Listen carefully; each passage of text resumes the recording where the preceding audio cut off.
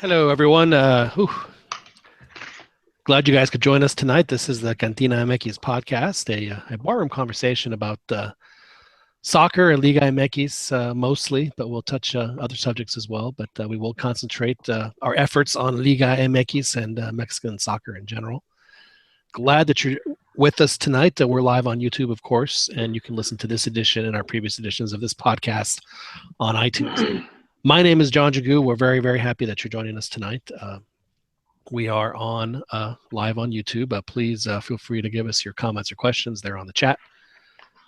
Have another distinguished panel of guests tonight, as we always do here on the CantinaMX podcast. Of course, without further ado, we'll jump right into it, and let's introduce our distinguished panel, as we always do here on the CantinaMX podcast. First, a man who just every so often just needs to hear that.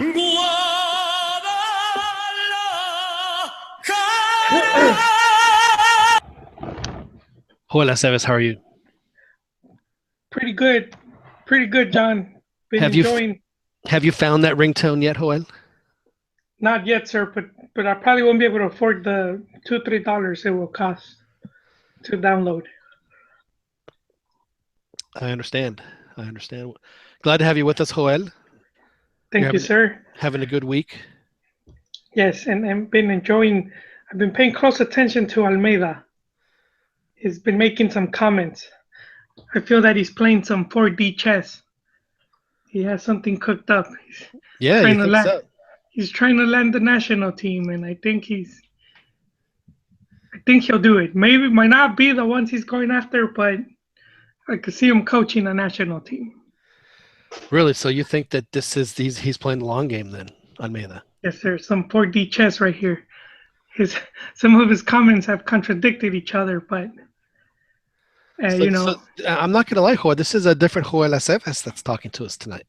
Oh, how's that? I mean, well, it's because you've never been so. I mean, I'll be honest with you. For you to say what you just said about Almeida, coming from you, being the, and again, don't shoot the messenger, but the self-loathing Chivas fan that you are, to give a guy like that, I mean, what I would consider like your highest of praises, praising their smarts. That's something you've never done before. So I'm curious, what did he say or what did he do that made you think that the end game is to get the national? Did he say, is it because I want to coach the national team, or was it something?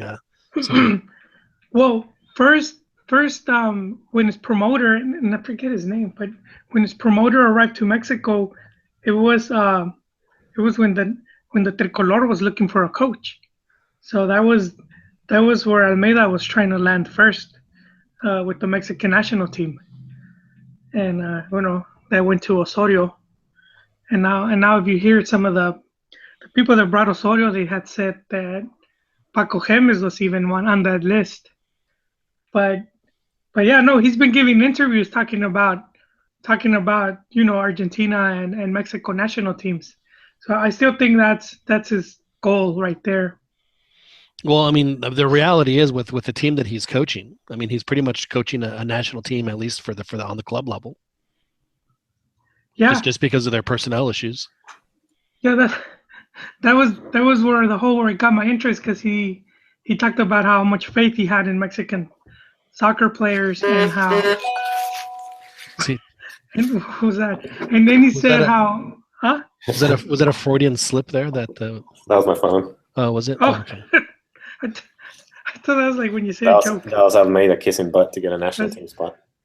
No. So yeah, he's giving a press conference and he talks about, how much he believes that in Mexican players and how the Mexico national team could go to the World Cup to win it.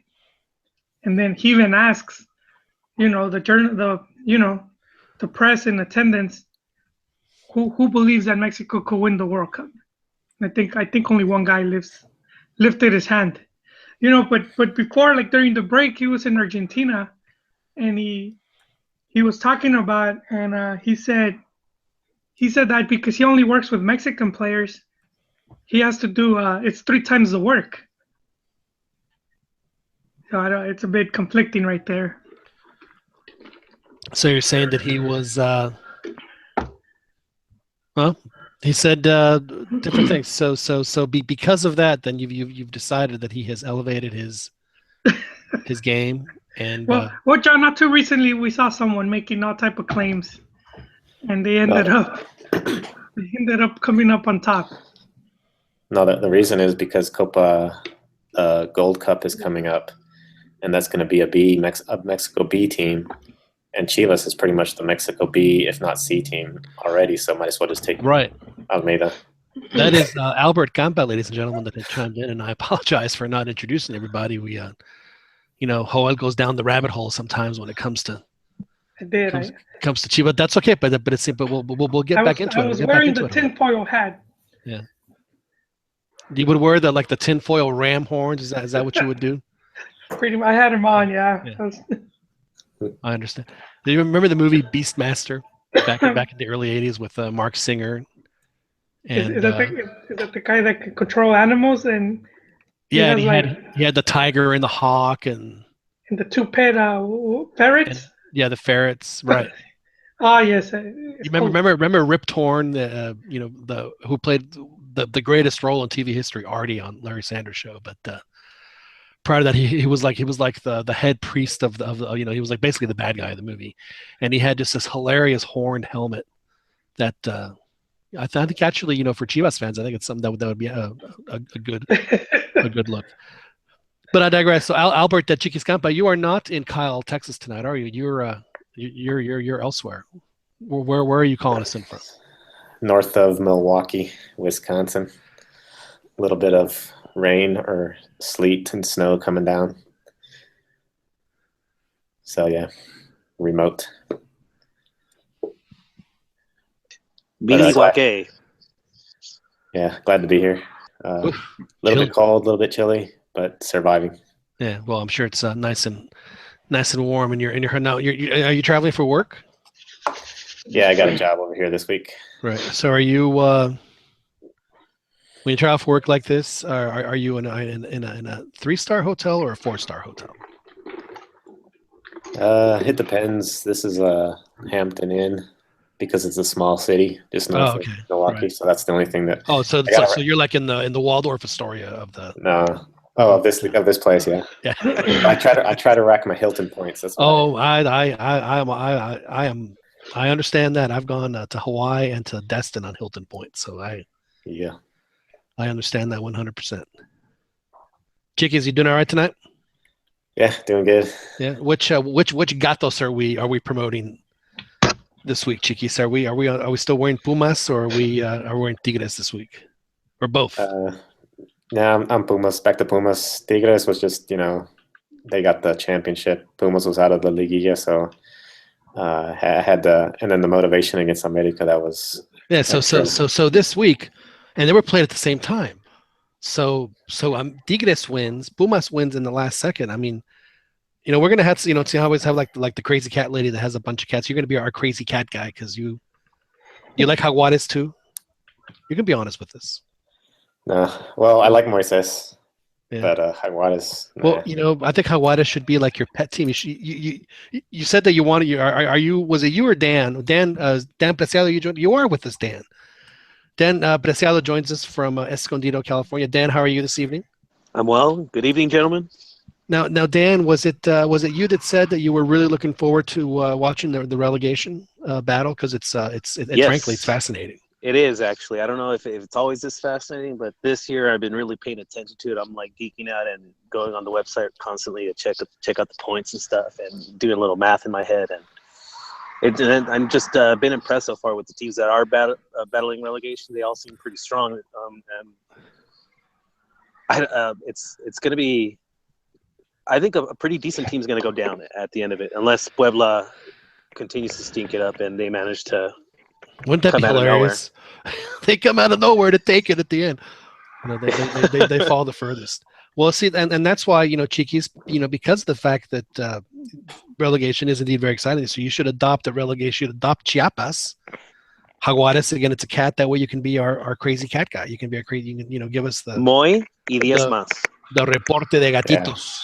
Yeah. Moy just needs to score a goal for Chiapas. and that'll be it. They did beat Toluca though. In Toluca, which apparently, as y'all heard earlier in the week, was the toughest place in the world to play. You can't expect to win there. I'll call it a fluke, though. I'll go as far to call it a fluke. And then Chiapas, who hasn't been paid in 6 months to a year, shows up and gets buys a new player. Hey, they've been paid, dude. That's why they were able to sign Moy. They're all paid up. Oh, they finally all got paid up?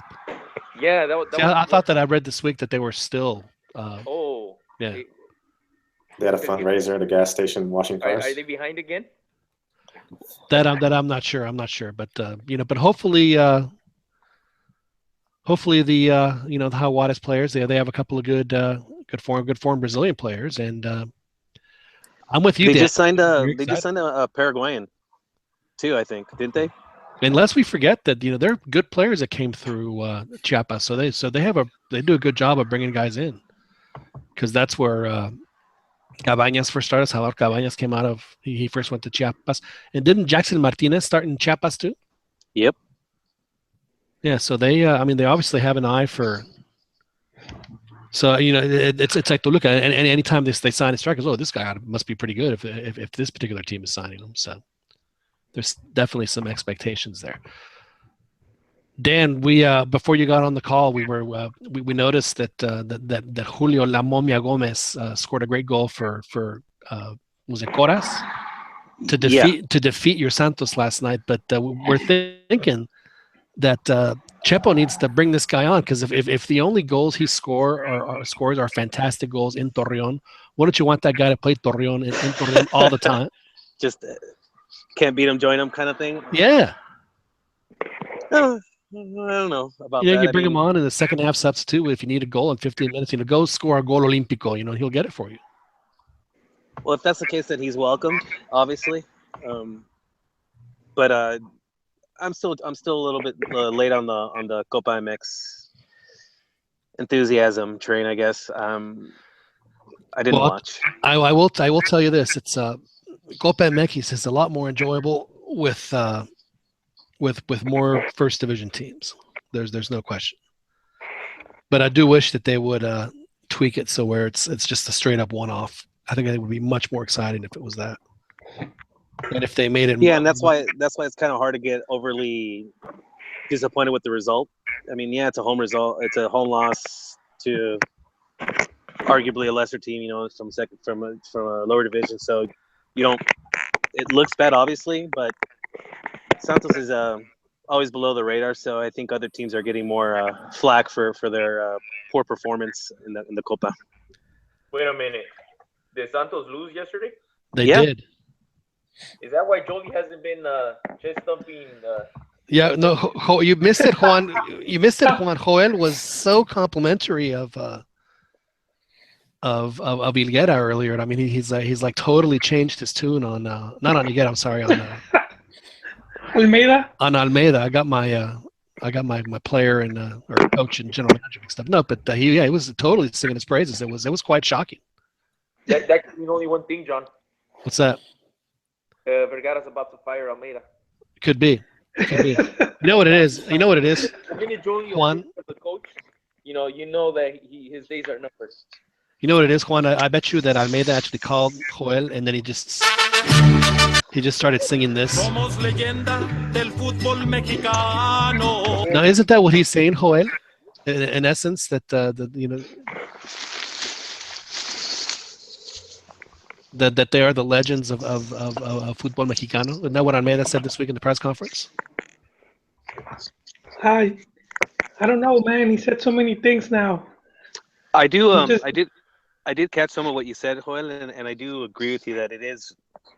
I think it's very conflicting what he's saying, as far as them doing extra. Like he should at least preface his statement saying, because of the wages that, or because of the teams, the amounts that they command in order to trade to Chivas. But to just lay it out there, just say it's extra harder for because we have to play out with all Mexicans, it makes it sound like he's dealing with lesser talent. Well, but what was he talking about the extra hard part? What was it? Just the actual?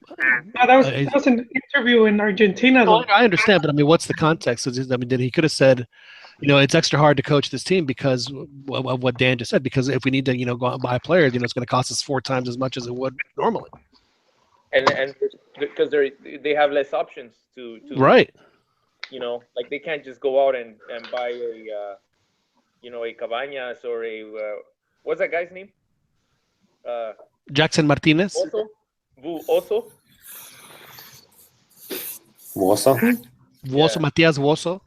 Matias Woso. I would never. Matias Woso saved Mexico in 2008. You do know that, right? He earned everyone against Canada eternal respect for what he did. He was manager at the time. It doesn't matter. It doesn't matter. If they don't score that, they don't go. Who was the coach back then? It was Sven. Yeah. Goran. Yeah. So it's madness. it was indeed pretty crazy. So as you were saying, Juan, before you interrupted me. Before we rudely interrupted you. You know what? Every time you interrupt me, a kitten dies, and I lose my train of thought. Very tragic. What he was saying was that Almeida says that Chivas is the greatest and Mexican players are really good, and then he says, "Well, I need to work extra hard because all I have to work with are Mexican players." But did he say the second part? Did he say the second part, or are you just adding to what he said? I mean, did he actually say that?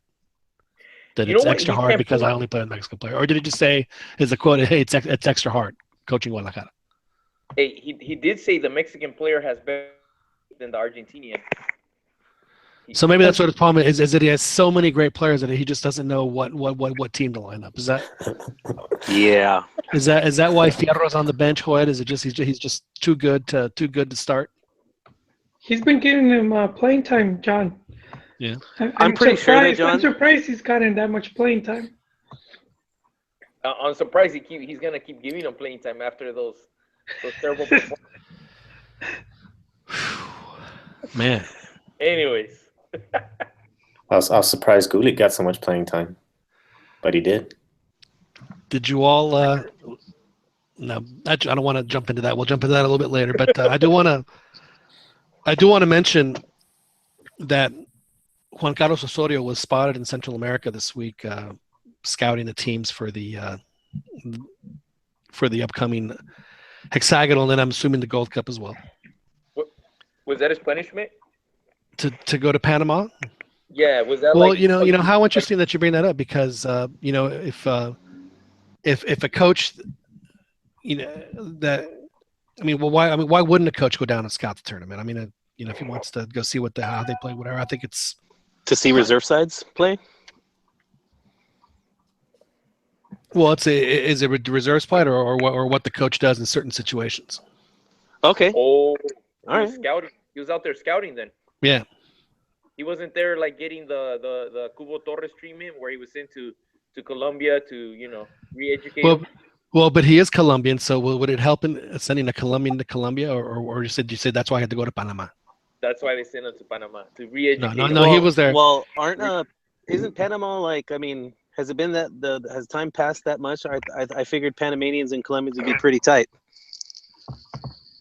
I'm gonna be honest. I have a friend of mine that lives in Costa Rica. I'll have to ask him that question because he does go to Panama and Colombia both pretty often. So I'll ask him al respeto, see what he has to say. Anyway, he granted a couple interviews. Osorio did while he was in Panama, and I did listen to a couple of those. One of them was on Jorge Ramos y su banda. It was the guy who said that I asked him some question. Then he asked him about this summer, and he said, how are you going to divvy it up? He said a couple of interesting things. He said what's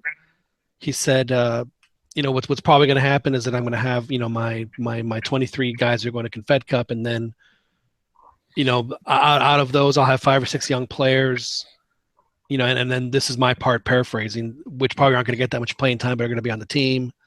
That'll end up being the base of the team in the Gold Cup, and then he'll fill in the roster from there. But the other thing that he said I thought was real interesting was he said that he doesn't think. I mean, he says that it's very difficult now for any team in the world to have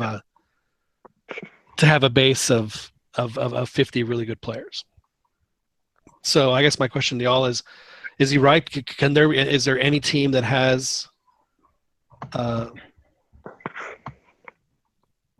that can go 4 deep, almost 5 deep? Any national team?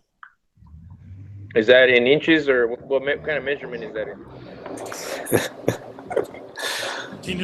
That is in rosters. Thank you. That is in rosters. You still want to show me your cucumber? I thought he left you a little bit speechless. Well, it's because I hit the wrong button. I was I try to. Okay. I try to have the joke comeback. Caught you off guard. I try to have the comeback, but Any it would be one of our podcasts. Any team can have those, but it's just a matter of can have 4 deep. It's just a matter of the quality, though. I personally think, there's no reason that I think Argentina and Brazil shouldn't be able to field that amount of players. Right. Perhaps they won't be like world beaters, but probably better than 80% of other national teams. An Argentina A team is top 5 in the world, and Argentina B team would probably be top 20. Probably. Brazil probably the same way. And Germany, and really out of those 3, who else? You know what, John? You know that Mexico sub-23 team, that the one that got suspended because they got caught with their hand in the cookie jar. That one was almost as not getting to see them play was almost as upsetting as not nearly as upsetting as a Cachirules, but that was definitely an opportunity missed. So my point with that team is that maybe Mexico can go. I've often thought that, and I think this is actually a rule that that FIFA passes. If there's other tournaments that have guests, I think the guests can only send a sub-23, and then that should be the rule. If you're going to be a guest in the tournament, it's going to be sub. That way, there's no, it comes from FIFA, and then that way the top players are protected from playing, are basically exempted from playing it. They have a. My club didn't give me permission. Yeah. Yeah, so I thought that was so. Joel, do you think there's any other team other than Argentina, Brazil, and Germany that can go? They can go what? That can build two solid teams, two solid competitive teams. Or do you think national teams? Yeah. Yeah, both. I think both Argentina and Brazil can do that. And Germany can do it probably. Yeah, Germany. Yeah, obviously Germany. Is there anybody else right now in the world of soccer that could do it? Let me see. Brazil. Damn. Mexico could do it and win the Gold Cup. We got the beautiful mind pictures going up with the. I'd say Spain maybe a couple years ago, but even now I think that'd be a big question mark. But Spain a couple years ago would have been able to. Right. Hey, you know what? I think the U.S. could probably pull it off too. If they go 5 players deep, there won't be a change in quality. It's pretty clever, man. Hey, man, maybe you should ease up on that kind of talk, man, until after Sunday. All right, my bad. Oh, that's right. You guys have press passes to go to the game. Good for you. Is that at Qualcomm? Yes, it is. How sad, man. It's gonna be. Chargers aren't playing there anymore. Oof. We still got the swap meet, man, every Tuesday. Got the swap meet right there. Oh yeah, in the parking lot. Yeah. They also have drag racing. Really? Yeah, man. If you're gonna race legal. Wow. Do the Hey, John. Yes, sir. How you doing, guys? Hey, Ronnie. Hey, Ronnie. Ronnie the Luna's joined us. Hey, We haven't talked America yet, Ronnie. So we're leading to that. You guys are talking about teams that could field the 2 teams. If you think about it, in previous World Cup qualifying stages, the squad that would start the qualifying stages would not end the qualifying stages because, like remember, Vasco Aguirre and Ojitos Mesa. Ojitos Mesa had his crew, his team, and then Vasco came in with his team. So it was 2 completely different teams for the most part. And then he ended up having a different team for the World Cup. Yeah. So and to a certain degree, he talked about the the fat cows and the skinny cows. You know, he's made that reference to the good book, as Beto would call it. But you know what? I you don't need 50 players.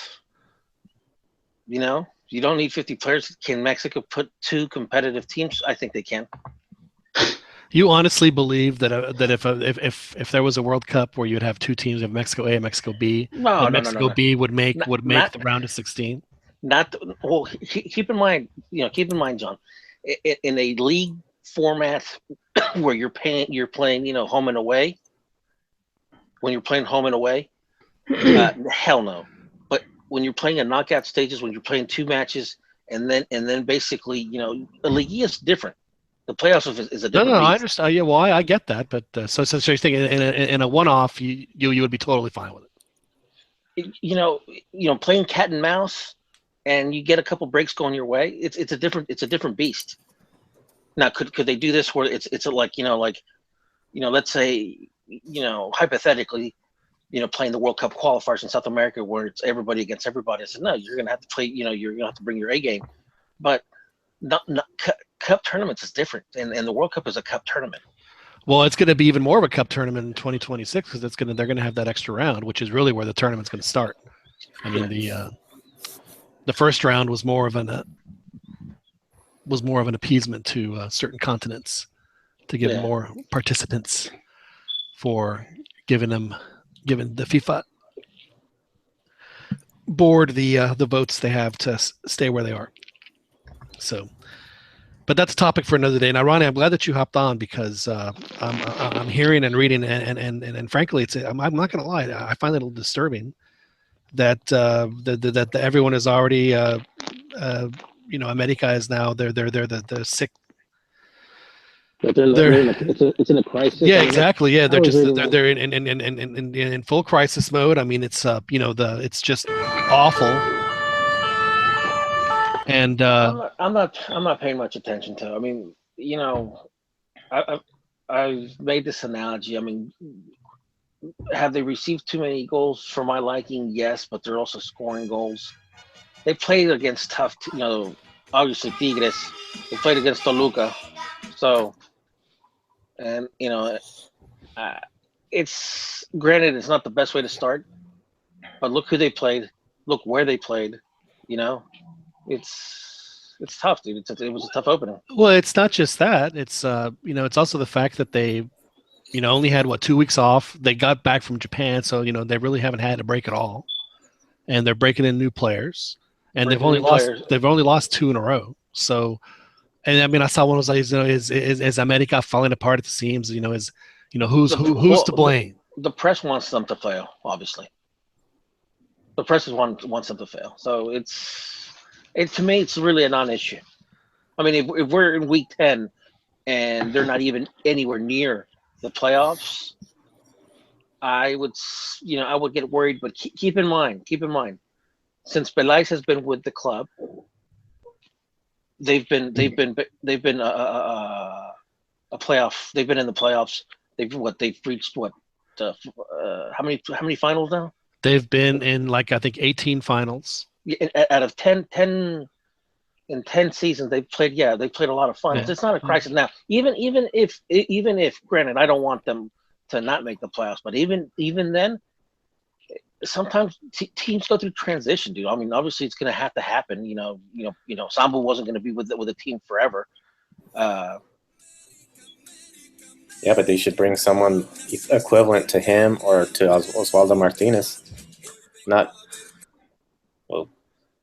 just get rid of all their players and not bring no one. Tactically, what do you call it? They didn't look that bad. I mean, they were. You know, I heard who was it? Kiki Fonseca was trashing La Volpe because you know it's like, hey, you know, you don't need to invent things and stuff like that. I said, look, you know, La Volpe responded to him. Yo siempre digo que el fútbol algunas veces, en mi punto de vista, es como un ajedrez.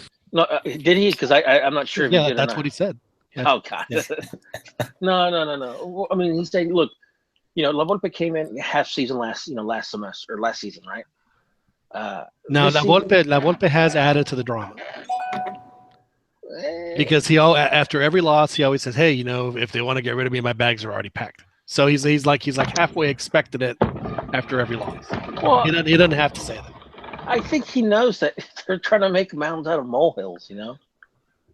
He needs to stay in a safe space like you guys are in La Cueva. And then when everything calms down, they can come back out, you know. like what you say. They're right now they're at the bottom of the table. Like after 10 fechas, whenever they're like get some wins under their belts, don't play in Toluca all the time or Tigres, then they can come out of the cave and be like, "Hey, America, vamos." That was so inspiring. Now, and like you could tell that the announcers were like really enjoying it because, look, 4-2, that's not a goleada. 2 goal difference is not a goleada, dude. You know, and I'm like, dude, it's like they want to make it happen. You know, they want American crisis. Yeah, it just makes for better copyright. It sells more papers. It does. I mean, it's ridiculous, dude. Come on. You have a team that was playing in the World Cup, in the Club World Cup. They were in the finals. They made the semifinals in Copa MX. You know how interesting it is that the teams that participated in that are all like struggling right now. What a surprise! Now, wise level. FIFA also announced when they announced the 48 team World Cup that they're also going to do a Club World Cup, and instead of it being every year, it's going to be every 4 years. So I'm assuming that means that they want to have more teams. More teams. So I guess it's going to be 4 years worth of teams that qualify. Honestly, my take is this: I think they should just go back to the Interconfederational Cup. You know, I'd rather have Mexican teams play Libertadores and Sudamericana. You know, don't get me wrong.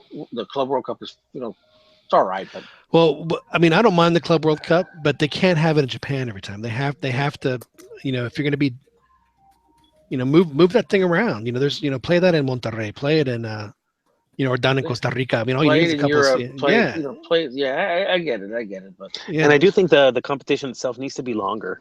I mean, for it to be. Well, the problem, it doesn't feel like a real competition at this point. But that's the problem is that they're doing it in the middle of their season. I mean, if they wanted to do it right, do it in the preseason where they can do it longer. And make it like a prize for the guys. Instead of, no offense, I know Japan and Tokyo are really nice, and it's one of the world's great cities, but man, it's Tokyo in December. I mean, that's like going to Milwaukee in December. It's cold in Tokyo. And so, I mean, play it somewhere where it treat it like a regular World Cup. Choose a nice area. Yeah, exactly. Aren't you in Milwaukee right now, Beto? Yeah. Yeah, that's Milwaukee. It's too Mickey Mouse though. It's too Mickey Mouse to treat. What is it? It's Algonquin for the fertile land. Yeah, but what I'm saying is, if you make it a preseason tournament, then they always have a preseason anyway. So the year that they win the Club World Cup, they know, oh, hey man, we don't have to plan our preseason because it's going to be at this place at this tournament. So that's what we're going to do. Yeah. So I mean, it would seem like it would just make more sense to do it then. John, I've got some audio for you. You were asking for some context. Okay, yeah, play the context, please. Thank you. I can't play it because he won't. Oh, well, you have the quote? I put it on the chat for you. Wait, are you on your phone or are you on your computer? I'm on the computer. Well, if you have your phone, you can pull up and bootleg it like that. Oh, snap. I listened to it. I can. Dan MacGyvered it. No, I mean, it's not that I believe we're doing. I just want to hear the context of the quote. That's all. That's right. He says it. He explains it there. Okay, so it says, is it Chiqui said he's gonna play it. Si voy a ver partidos de nenes de 9, that one? No. The link, the YouTube link. Oh, the YouTube link. Well, can't we play that for our folks, like actually on the show? I don't have my gear on me. Well, can't I just like click on that and play it? Yeah. Isn't that how this thing works? Oh, but you know what? I have well, it should work. I'm just going to hear it twice. Yeah, so I won't have to. Oh, but I can do it on my telefono. All right. Well, anyway, as I work on that, I can tell you sort of what he's saying, and then we'll listen to it. He actually does say what we were talking about. He says it's double or even triple harder to play with Mexican players because he's limited, whereas other people have foreigners and they have a bigger pool. And then he goes on, and it sounds like he stuck his foot in his mouth. And then he goes on to praise the Mexican player, but he says he likes it. He likes playing in Chivas with all the players and the talent, and they're really technical and all that stuff. So he sort of disses on Chivas and the Mexican player, and then I don't necessarily think he does that. I think what he's saying is I have a limited number of resources. Anyone else can sign anybody they want from anywhere in the world. I can only sign Mexican players. You got to be careful, though, man. It's a slippery slope, and you can easily. Well, I think I understand that, but the way I do interpret that is, I have a fixed number of guys, and they don't have that problem. I do think it's a little self-serving, though. I think that's part of it also, though. He's putting up this this notion that it's so difficult and I must be so good on some level. I don't think he says it that way. I think that's no. I'm just saying. I think that's what ultimately is being. El hecho de jugar con solo. You guys ready? Yeah, go for it. Let's see if this works. El hecho de jugar con solo mexicano te hace pensar cada partido, cada entrenamiento, el doble, el triple, porque los demás equipos obviamente tienen la chance de contratar extranjeros y nosotros estamos obviamente aceptando esta historia del club y me gusta, he conocido a los jugadores mexicanos. Yes, he sticks his foot in his mouth and then he says, me gusta. Well, see, I don't think he does. That's just... Really?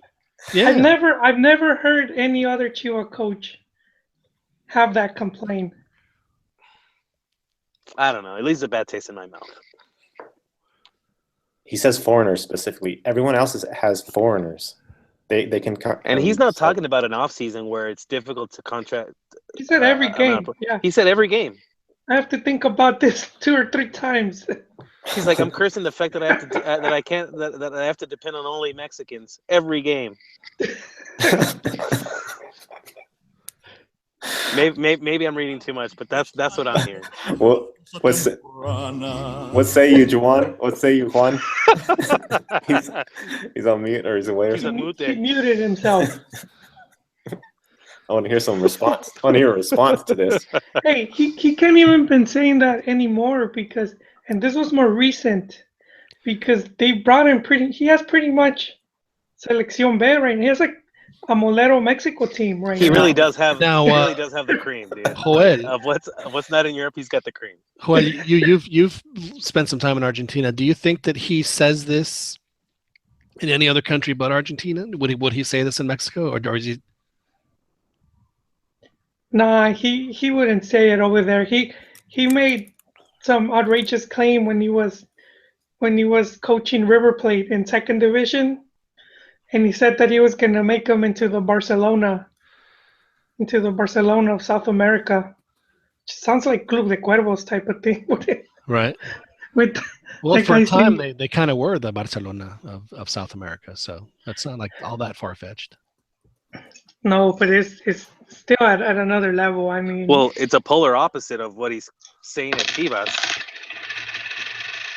Oh, we've upset him. He's left. It is. Exactly, well, maybe what he, maybe he misspoke when he talked about Barcelona. Maybe he said, quiero hacer el Guadalajara de Sudamérica. But you know what? But then he'd only win one title every 10 to 11 years. The interesting thing is that and then when he was in Argentina, he did talk about Mexican youth being at a better level than the Argentine players.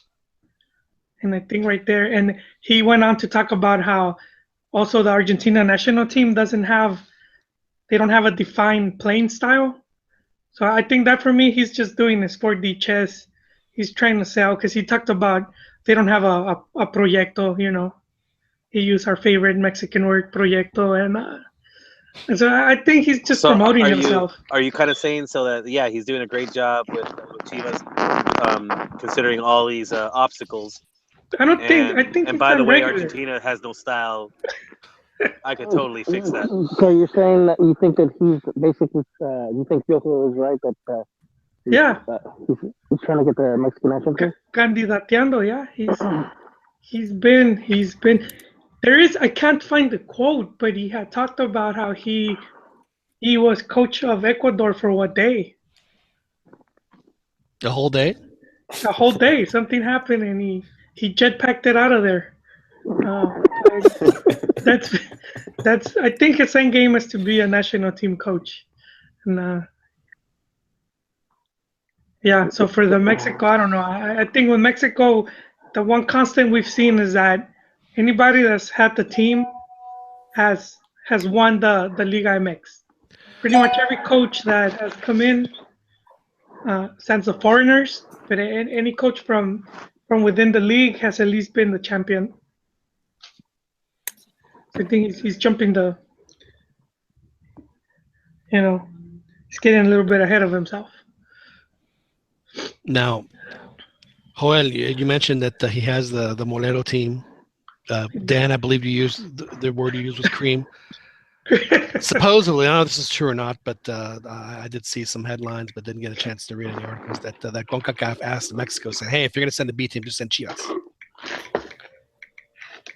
Yeah, we got to fill up the stand somehow. Yeah, that would work. So my question is, if they send Chivas, do they wear Mexico or do they wear Chivas? They could wear the half and half, half and half jersey. Well, I mean, they did back in the 2000 Pumas. It's not a terrible idea though, because I mean, if you're going to put out a team that's already used to playing together, then naturally, and it's not like they're poor players. They're obviously very good. So I think if they went with any team, but obviously Chivas being all Mexican, that doesn't seem that crazy.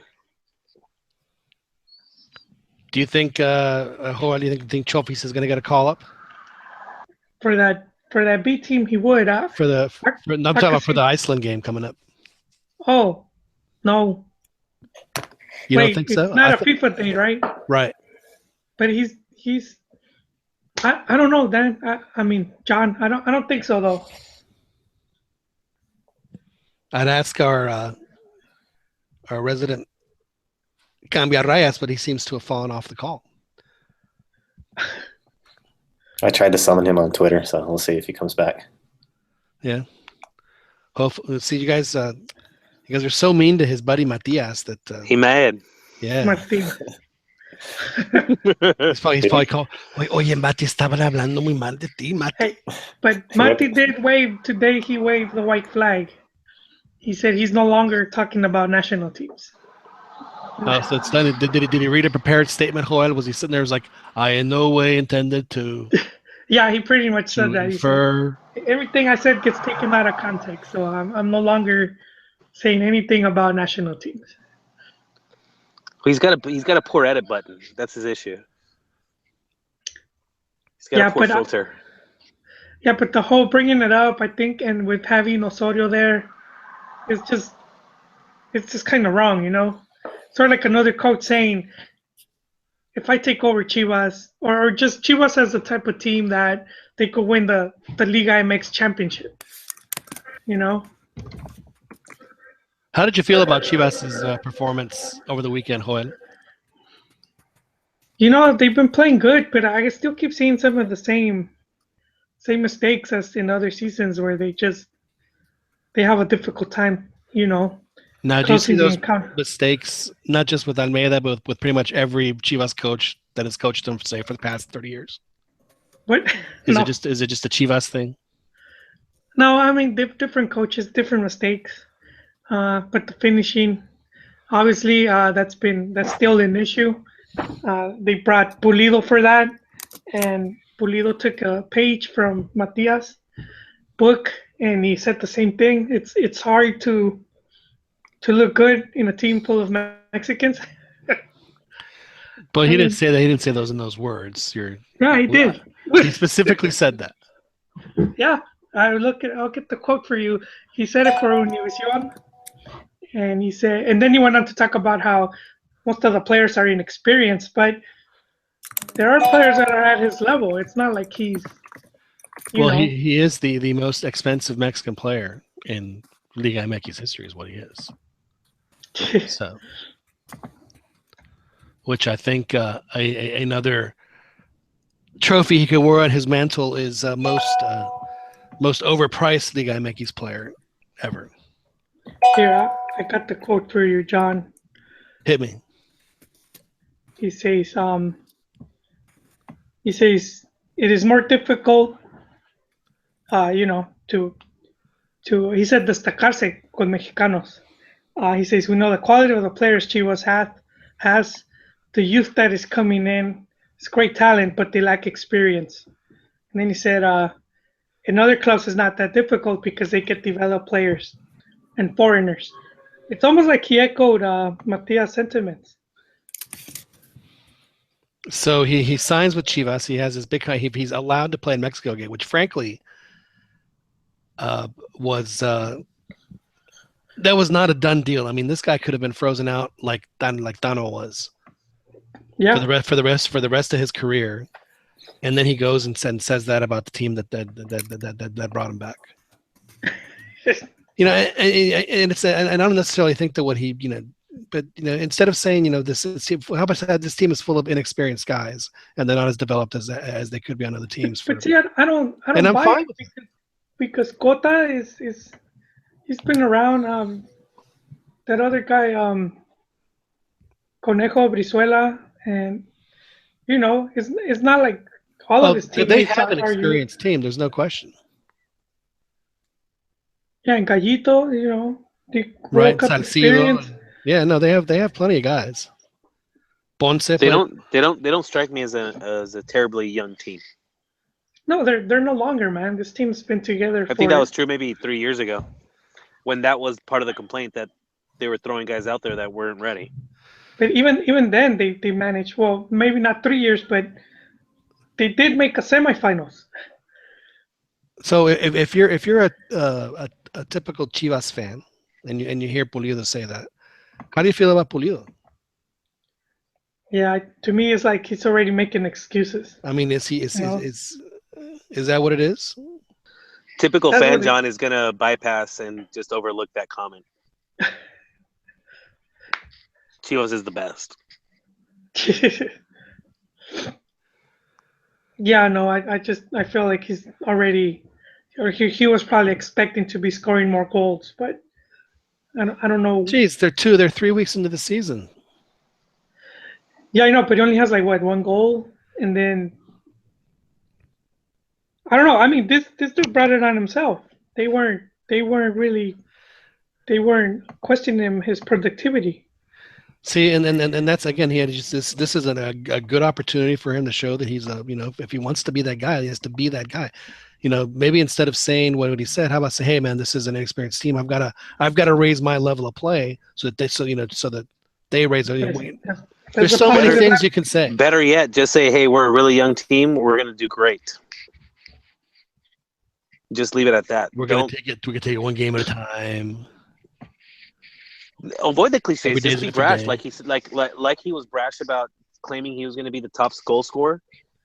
Be brash about the team's ability. Why? I mean, have a little swagger. Have a little swagger for your teammates as well. I mean, that resonates a lot more than just singing your own praises and raising the bar for yourself only.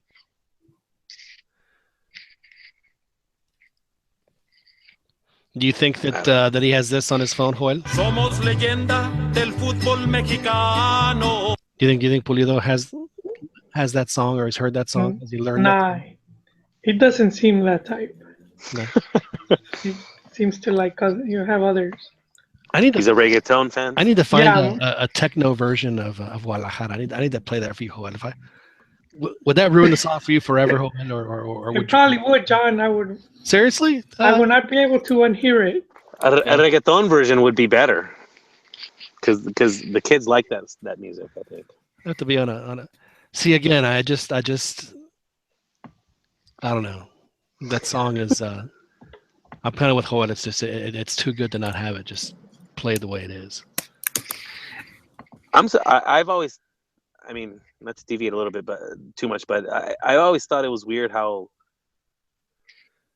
the fans never embraced singing the songs as much as other countries fans do. I mean, we have a lot of cool stuff. Like you overhear like El Rey being played at least a little bit, and then people get into it, but it doesn't come out like some guy on a PA system has to click play in order to get the people going. But I'm like, it should come out just naturally, and there's a lot of good music to sing that especially for Chivas too, but for the national team as well. It's a shame. I on that aspect, I wish our fans were a little bit more vocal. Well, I believe, Joel, that you've always thought that the fans are very creative, and that's why the puto chant is like, really, that's the best y'all can do? Yeah. Well, not the fans, just Mexicans in general Well, John, be creative. For a short bit, that fua was pretty hilarious. That was pretty funny. I was hoping it would have stuck a little bit more, because that's just a funny battle cry, you know. When I was there at the stadium when it actually happened, it was, I mean, everybody was laughing hysterically. It was fun. I'm with Joel. There's a I think Mexican humor is awesome, and it's highly underutilized. Yeah, for soccer we do, and we have a lot of songs, good songs, different type of genres because that's what they do a lot in Argentina and like England. They take they take stuff from songs. The only song I hear in games lyrics. is El Negro Jose is the only one that I really hear like in games, which I love. But yeah, like there's Which one's that many one? El Negro, Amigo Negro Jose, that one? No. Oh, I haven't heard it. You'll hear it, like, obviously, I mean, you gotta have a black player named Jose, but but the song, is catchy, and it's like, a song that a lot of us grew up listening to. There's a ton of songs like that out there that you could just, like you said, change the lyrics, use the melody, and go with it. But I don't know why it doesn't work out that way. But like you said, maybe it's a question of a lack of organization between supporting groups, club supporting groups, and the national team. Yeah, a lot of the groups don't seem to come together for the national team. Now, have they made it official? Are they going to play the games at the Azteca?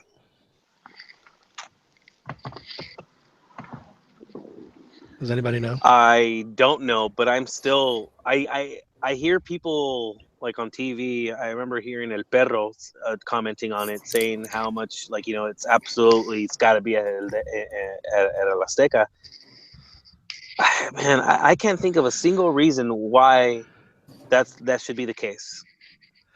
The crowd is extremely they give the team no slack until they turn on them quick, right? And all these guys aren't used to playing at elevation, so I'm like, I see zero benefit at this point continually just forcing a team to play there exclusively.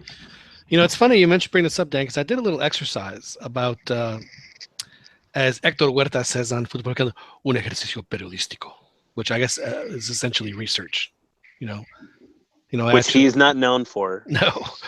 But anyway, so I looked at it, and I did a very unscientific way of figuring this out, but I figured at least starting with 2002, which is really when Mexico started having problems qualifying, or qualifying became a little more difficult for them in some cases.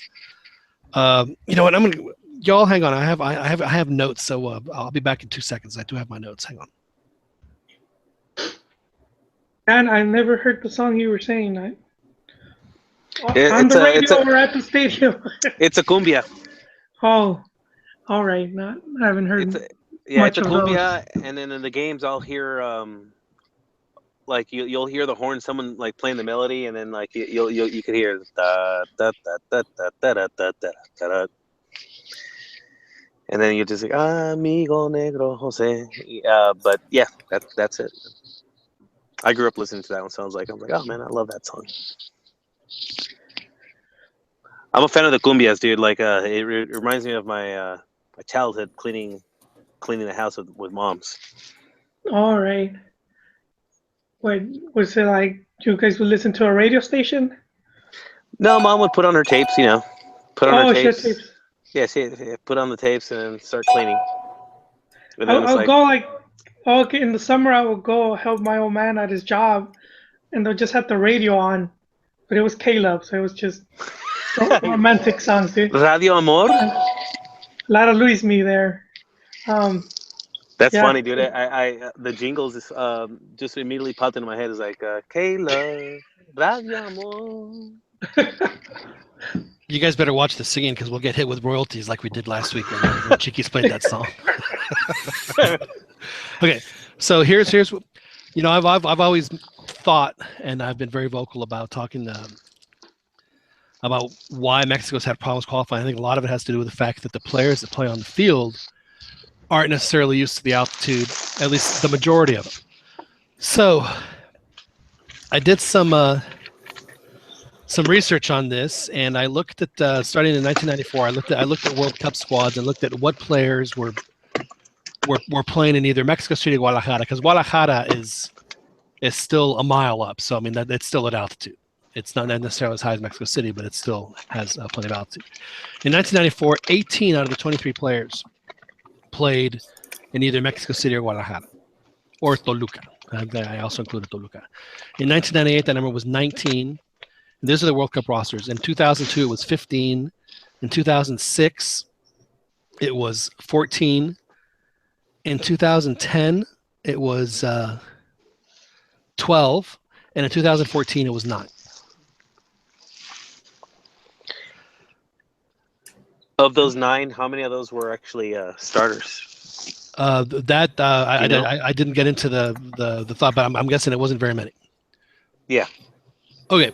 In 2001, but then I said, well, that's really not necessarily, as Ronnie pointed out, the team that you start qualifying with is not necessarily the one you're going to end qualifying with, and certainly not the one that's going to go to the World Cup. So I figured, well, let's look at teams that were in the middle of the Hex. And the Hex started in 1998. So the first Confed Cup we can look at was 2001. And in 2001, which is when they first started struggling, 14 of their players played in either Guadalajara or Mexico. So still the majority of the teams. In 2015, 2005, they played with 16 players in either Guadalajara or Mexico. And then in 2013, it was 10, and only 3 of those were starters. So out of the players that played leading up to the Confed Cup in 2013, only 3 started. Only 3 of the starters played in either Mexico City or Guadalajara. You can't tell me that that's not a problem.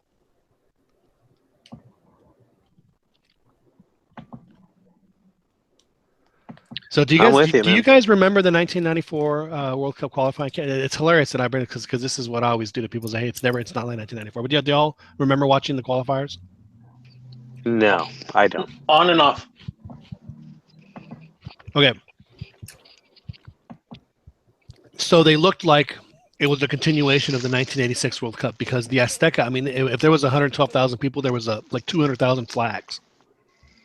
It was unbelievably intimidating. I mean, they just destroyed teams when they played there. They had a fantastic home. I mean, it was really where the Azteca, the legendary Azteca, that's really where it really started was that qualifying campaign. And it just hasn't, as Dan said, it hasn't been like that. The crowd is much more subdued. It's just not it's not the best place. And since the players don't necessarily play there, and that was the other thing is that in 1994, 18 of those guys were playing in either Mexico City or Guadalajara or Toluca or somewhere that's at altitude. So you have teams that can just completely just roll other teams over. I mean, even in 2010, I mean, I think if you look at the difference between what Sven did and what Vasco did, I bet you, and I couldn't find the start sheets, but I bet you if you look at that, I bet you that Vasco there toward the end started using. In fact, I do have some of that. So in the Hex, the 2013 Hex. These are the starters that played in Mexico City or Guadalajara. It was 4, 4, 3, 5, and 2, and an average of 1.5 subs. So it was an average of 4.5 players that played there. Compare that to 7 in 2009, and in 2005 it was like almost 8 or 9. So just food for thought. And you're not even including the fact that the players themselves some of the players have talked about it and mentioned and at least commented on the fact that it is hard on them. I think Chicharito spoke out, if I'm not mistaken. Yeah, and then if you look at the players that played in Columbus, I think only 2 of them play in Mexico City or Guadalajara.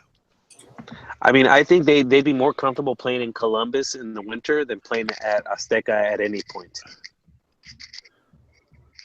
Because all the base of the national team plays in Europe, and they all play in cold weather at some points. Not only do they play in Europe, they play it like the vast majority of them play at sea level.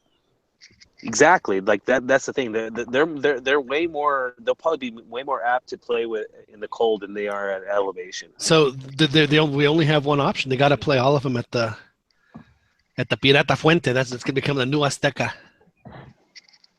Joel, it's the only way to go. I agree. They're gonna have to play in Veracruz.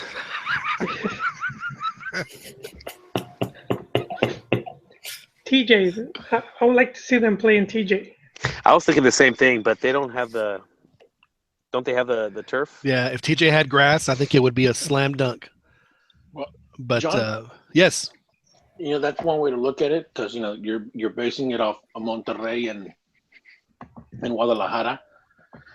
Another way of looking at it is because you notice the big 4 come they're either in Guadalajara or in Mexico City, right? So that means that those are the teams that have more media and obviously have more pressure to perform. So since the players are not playing in those 4 big teams and they're playing in other teams, maybe the complacency of not having that pressure can also be a factor of performing. I'm just throwing that out there. There's a little truth to that. I think it's kind of a combination of, because I'll be honest with you, and going through that, I mean, the Cruz Azul, Guadalajara, America, and Pumas came up more than any other teams. I mean, that's just the way it was. I mean, and there'd be an occasional Toluca, an occasional Tecos, and of course back then it was also Necaxa, so you can't forget, they had, a bunch of players too back in the mid '90s and early 2000s. So, and they played in Mexico City too. So, and they were, they were like the 5th team back then. I mean, they were incredibly popular, and so I think there's a little truth to both of those, Ronnie. And there's no question that it is a pressure cooker coming up from a place that maybe you're a little more comfortable. And some guys have done great with it, and then some, and on some of the smaller teams, and some just haven't. I mean, I think of Jared, who was just fantastic on the end and consistent for how many years? From like 1999 through 2006. I mean, he was just he was great. Dan, do you think there should be if a striker starts doing really well at Santos, they should give him the 58? Do you think that that'd be like a number you earn at Santos? The 58. Uh-huh. What I think is that I don't know, dude. Honestly, man, I think at this point the team is different. It's not the same anymore. I think the team is going into a different direction. So I think anything that happened prior is kind of like washed away. I think the days of buying really good talent are gone. So I have to agree. Iñárritu, obviously he's taken the team in a different direction. I mean, honestly, any president that wears a cowboy hat for a construction hat. Yeah, he's obviously going to take the team in a different direction. But that's just my observation. Would you have felt the same way, Ronnie, if he wore like a Sherlock Holmes style construction hat? Or if he would have had a bandana, I would have been cool with that. Okay. Yeah. I gotta see this picture, man. I missed it. It's actually pretty funny. It's pretty funny. Well, regardless of what, I mean, they might strike gold. I'm saying is if there's a striker who ends up being really good, would it be worthy of wearing? Is a 58 the number that you would award? Kind of like what Cruz Azul does with 27. Hey, Joel. Yes, sir. Are you? Do you know Kim Tate? That she works for Santos. I don't know her personally, but I know she is. Is there any way that we can get her to get that construction helmet? Oh, I want that one now. I don't know why, but I want. you must have it. I must have it. I will have it. You're gonna show up at the next work site. Yeah. I mean, I think he's onto something yellow now. And blue. Miren cabrones. You'll be able to see that thing from the satellite pictures, man. It's yeah. Hey, Beto, can you tweet her and say, hey, we want that construction? All right, hold on. I'll work on it. That's funny. Now Cruz Azul does that with 27, and I'll be honest, I'm not too hip on my Cruz Azul history, but I know that Hermosillo wore 27. Was there anybody before him that made it real famous? I know Ronnie's a secret Cruz Azul historian. I'm not real big on that stuff, though, John. To be honest with you, you're not big on tradition. No, I am big on tradition, but I think that if someone distinguishes themselves from the rest, just retire the number to pay ultimate homage. What's the number that's associated with homosexuality? I forget. In Mexico? I don't know it actually. No, it's they made a reference to this in El Chavo del Ocho, and the reference is that, like, I think it's either like 41 or 51 or something like that. And the reference is apparently back, when Porfirio Diaz was president of Mexico. There was a shindig in Mexico City where there was 51 people at this gay party, and it ends up that Porfirio Diaz had a nephew that was gay that went to this bar or to that party. So when the press found out, the president got pissed and he made the paper retract it. So when someone says, "So you were the number 41," it's in reference to that. It's in reference to that. So in Mexico, nobody uses that number. So I forget what number it is. I think it's like 41 or 51 or something like that. So it's not like painting a picture, right? It's just a arbitrary number. Because I'm trying to think back to my beeper days where I had to turn the thing upside down and to know what the message was trying to say. All right, hold on. Let me try to figure it out. Let me try to find it out. I think it's 41. What were you talking about retiring numbers? No, I'm just saying if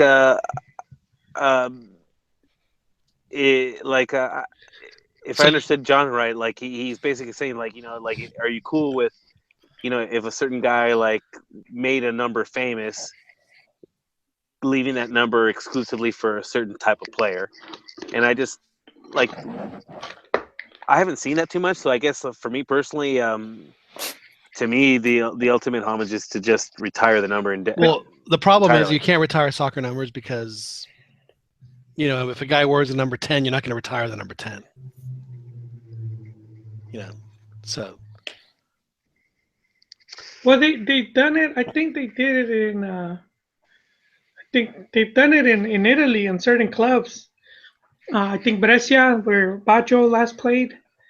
And I'm not sure if Napoli retired the 10 because of Maradona. No, I never liked the whole retiring numbers. I know Chivas retired number 8. Well, I guess what I don't like is the fact that you start holding whatever player has that number to that same standard, and. Well, I don't necessarily think you have to hold. I mean, to me, it shows that they've played at that level, so they've already set the standard, and that's why you. Like here at UT, or not here. Well, in Austin at UT, they had a great linebacker in the 60s named Tommy Nobis, who wore number 60, and they give it to if a kid, usually if it is a senior or whatever it is, plays at a certain level, then they'll give him the number 60 to play. If he shows that he's good enough, then they'll give it. They haven't retired the number, but it's a great way to honor both players, I think. So. I agree. I agree, John. And I think you remember more players. Okay, guys.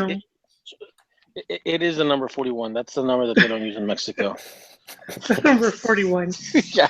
In fact, it was in 1901. I'm like, where the hell are you going with this, man? No, I'm just saying. So was it like cuarentañeros or? No, in fact, I'm looking at the. Are you guys thinking of another podcast name change? No. That's a podcast you and Ron can host.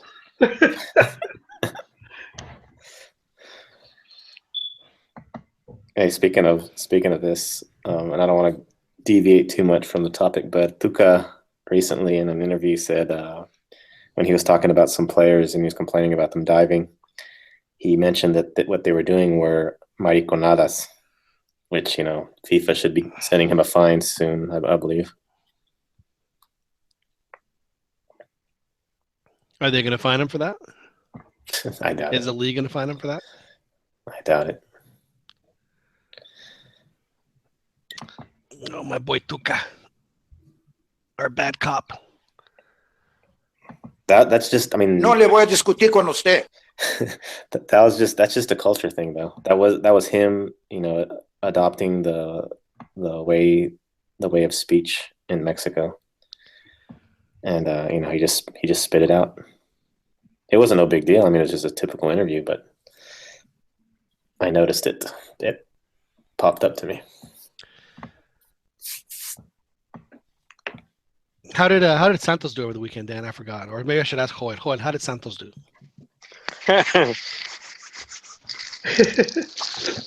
They actually wait, I don't remember, John. They either won or they tied. No, they tied. They tied. It was in Morelia, right? Morelia. Yeah. Oh yeah. Morelia. Yeah, they were winning and Morelia tied it in it. It was a game they were lucky to tie, I thought. Yeah, Morelia did at the end really wanted to beat them. But I think they're one of 3 teams undefeated in LigaMX. Pern's former favorite team, Rayados, are the 3rd undefeated. Yeah, well, and then Pumas is my Pumas got a big win against León. That was. That's right. Yeah. I know it's early, but the table looks, the top 8 look very different. And then I think they receive Puebla next. Santos receives Puebla at home. That is correct. So I think it'll be a big win if they get the 3 points there. And your Chivas play at Querétaro, Joel. So. Dude, they play away, and they're another dark horse, I think. But maybe Querétaro not for this year, but maybe next year. Querétaro is like Guadalajara East. It's only a 2.5-3 hour drive.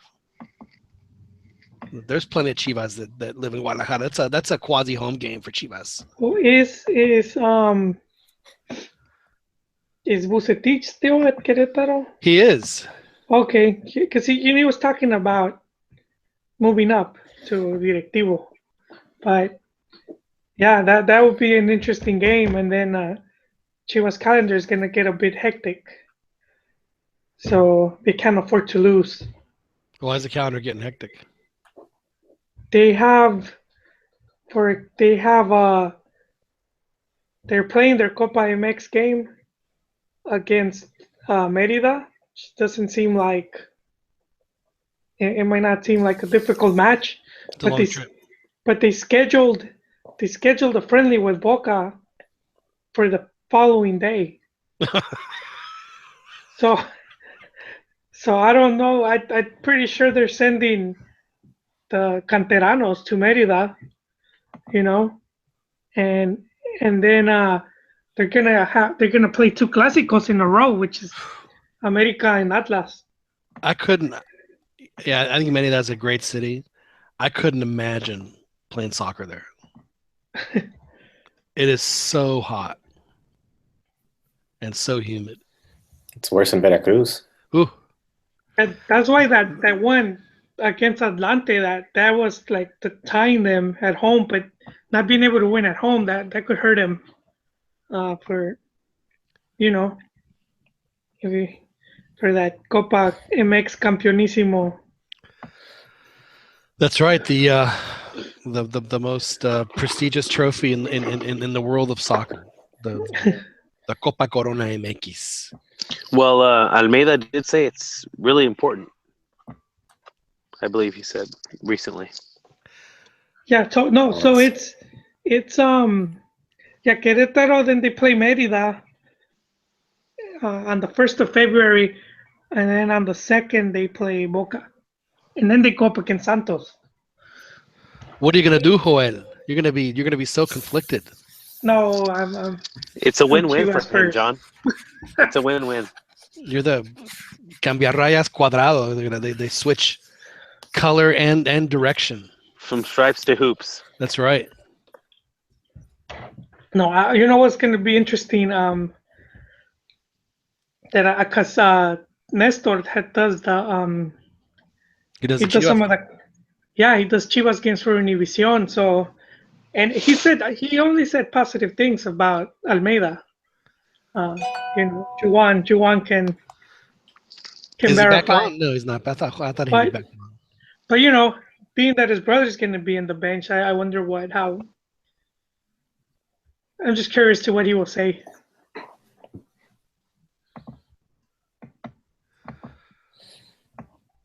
A game I'm interested in this weekend is because I just saw a note that Reynoso wants to give America 3 in a row. So the Veracruz America game. Did anybody catch the interview with him on Univision? No, I saw it on Facebook, but I haven't clicked on it yet. I'm gonna listen to it soon. But it's good, man. It's he obviously thinks really highly of himself. Did he put some pepper in the gumbo for the game? Who's this again, Dan? Reynoso. He said he was going to beat America and give him 3 losses in a row. So I'm sort of hyped for that one. Yeah, man. He sounds bitter. Like, I wanted to ask you, Ronnie, is why? What's his beef with Peláez? He got overlooked. I think so. Is that basically it? Just the job? Sorry, Ron. Didn't mean to. Well, wasn't Reynoso the coach when Peláez showed up, and didn't he fire him? No, I mean, it was a new administration, dude. I think, if I'm not mistaken, Michel Bauer was the president at the time. Right. So Reynoso did coach was he an interim, or did they hire him as the coach during the Michel Bauer, the glory years, right, Joel? The Michel Bauer years. So Michel Bauer and Nordiales. But Michel Bauer would have never allowed this. No, actually, it's funny you say that. I mean, because his, I think he made his career. If I'm not mistaken, his career was in Televisa sales and stuff. Yeah, he was a media sales guy. Yeah. So I mean, he probably would have been on top of that. He probably would have put more importance on the actual. You know what he would have done? The party. He would have brought Cheese back. No, but Ron, did you see when before they hired La Volpe and they were talking about candidates and Reynoso threw his name in the hat. I don't think they even. I'm telling you, man, he's bitter about it. He's like, I don't want nothing to do with that. Well, team. you see, while that guy's there, and Peláez, that mother effer, I hate him too. Like he seems like I'm paraphrasing, but he's like, I'm an idol of America because I earned it, and obviously he feels like he's been shortchanged by the organization as a whole, and he made claims about how legends of the club aren't being treated well. Daniel Brailovsky is now getting only 4 pieces of ice in his Coke when he used to get 5. Yeah, it's petty shit. Dude. Then that's the funny thing, because like it was on. I was watching it on Línea de Cuatro, and Bam Bam went in there and right away he's like, well, they treat me good. I mean, I go back and it's pretty cool for me. I mean, didn't he say that he ultimately wants to coach America at some point? I don't know about that.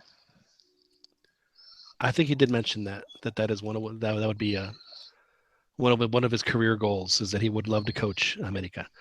You know, personally, I think Carlos Reynoso is a secret America agent, and I think that he would never do anything to hurt the club. So it wouldn't surprise me at all if Veracruz takes like a 4-0 smackdown. Oh, wait, but on the relegation season, John. Oh, that's true too. And you know, I've always thought that Veracruz is like a satellite nation for America. Anyway, in Veracruz, where they send all the problems and then trouble. That used to be San Luis and Necaxa. No, also Veracruz. This one was Veracruz. The off the books transfers. Yeah, like Chivas has Dorados. Yeah, I mean, look, Antonio Carlos Santos.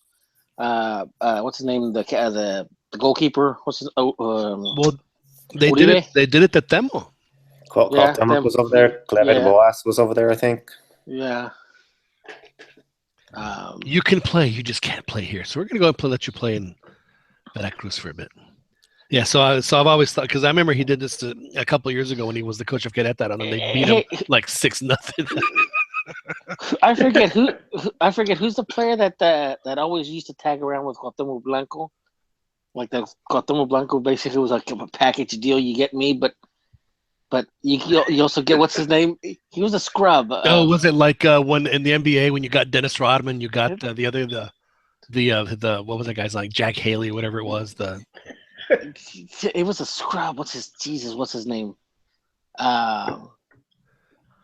But I think he was. What's it, Isaac Terrazas? No. He was a no name. I have breaking news. Sorry, Ronnie, but I have breaking news. So Hobbit was hypnotized, as y'all know. Hobbit Bermudez was hypnotized this week in Chiapas, you know, to get him to score goals. I watched video of it. Yeah. Guess what happened tonight in Aguascalientes? Hobbit Bermudez scored. It obviously with a header, no less. You know, he's like 5'2". With a header. He's like 4'11". So there you go. He's like a centimeter away from technically being a little person. Exactly. Man, maybe Chicharo should give a second thought to this guy. Was it the same guy that hypnotized Guignac? I don't know, man, but the video was embarrassing. It looked horrible. You know it was a joke, right, Dan?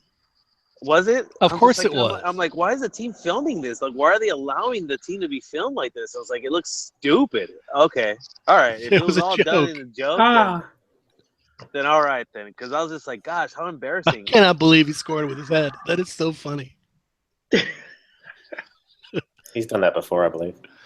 He's a good header, man. He put it right in the corner. Hey, but John, you know what is Sirena worthy?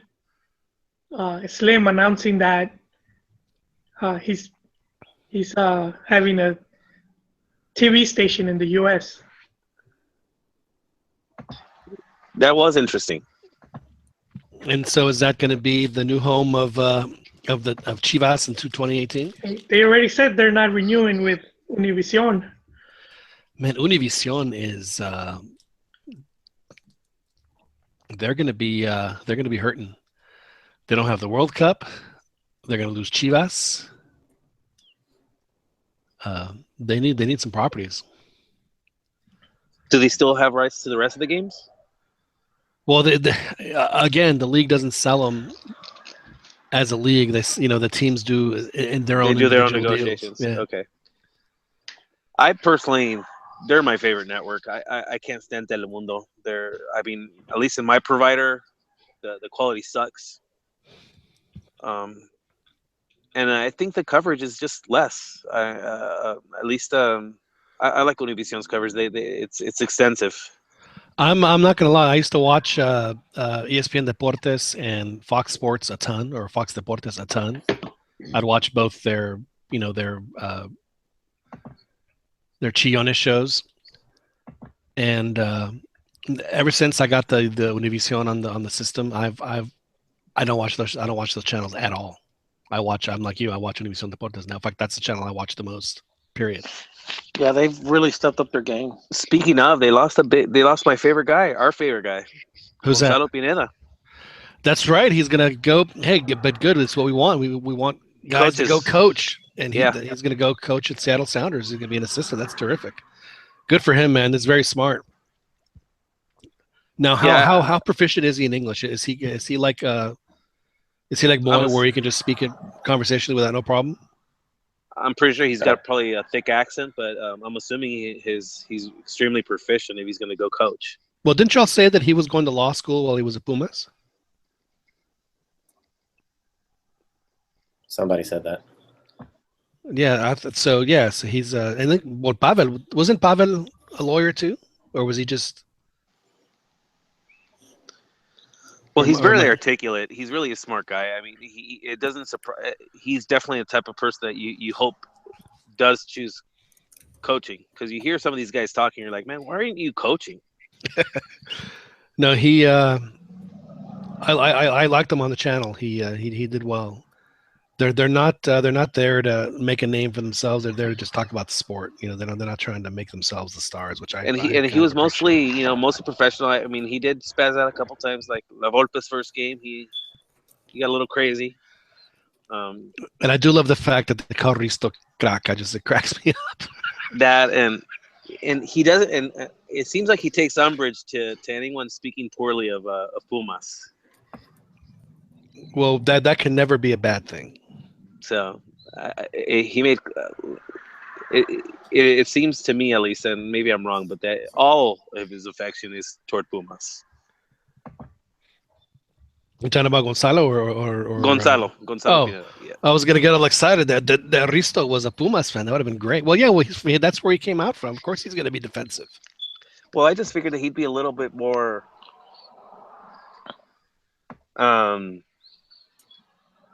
affectionate, I guess, in toward Chivas. Why on earth would he do that? So, hey, Joel. Yes. Who did you say was not going to renew with Univision? Chivas. Yeah. I hope they don't go to Telemundo or Fox. No, they're going to. They're going to Slims. They're probably going to be online for a year and then go to. Jesus Christ. I doubt it. It's ESPN 2018. Also got. This is the last year.